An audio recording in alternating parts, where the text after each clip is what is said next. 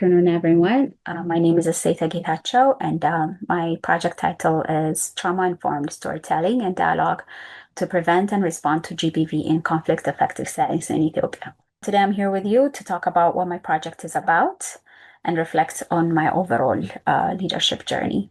I'm currently a Senior Social and Behavior Change Advisor for Ethiopia at the Johns Hopkins Center for Communication Program for Women's Integrated Sexual Health Project. My work is really rooted in advancing equity, strengthening community engagement, and supporting healthier sexual and reproductive health. I'm also a wife and a mother of two wonderful children.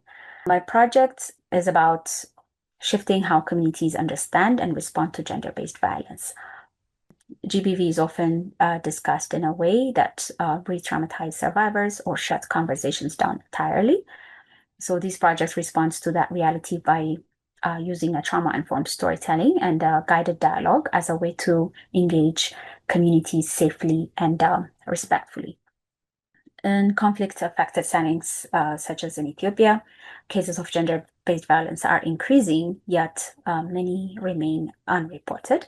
Trauma is also a reality for many community members. Healthcare providers carry a lot of personal and collective trauma. So every dialogue about GBV comes with an emotional cost. So without having a trauma-informed approaches, a well-intentioned discussion can end up actually re-traumatizing participants. So through these projects in collaboration with stakeholders, we were able to co-create a trauma-informed storytelling tool as an entry point to spark the dialogue, which has a guiding questions and key actions to take. Along the tool, the approach will also be reinforced through mass media and religious leaders' engagement, recognizing their influence in shaping values to better prevent and respond to GBV. So far, designing the approach came with some challenges. One is the legal protection and GBV response services are often limited, which discourages people to engage. And the other one is even with well-designed stories, there is a constant risk of re-traumatization. GBV still remains highly stigmatized, continuing to silence survivors and restrict the potential to openly have dialogue, particularly for women, girls, and other marginalized groups. Despite these challenges, this work also opens a lot of opportunities for change. Storytelling offers a safe entry point into conversations about GBV. It can also contribute to rebuild trust within communities that have been fractured by conflict and trauma.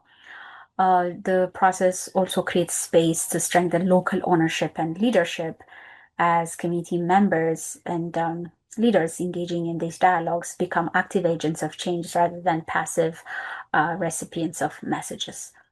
Mass media also presents an opportunity for us to reinforce these messages at scale. Although this project is at its very early stage, early findings indicate that storytelling and the dialogue can actually create a space for communities to open up and explore solutions for GBV-related challenges. And the finding also reinforce that trauma-informed facilitations are really important for ensuring meaningful engagements. But most importantly, there's a strong buy-in and growing interest from local stakeholders to apply this approach. So in my overall journey, this project has reshaped how I understand leadership in conflict-affected settings. Through this work, I have deepened my own understanding of what it means to lead with care, collaboration, and intentionality. It has sharpened my focus and my confidence, empowered me to continue leading and pushing forward, even in times of uncertainties.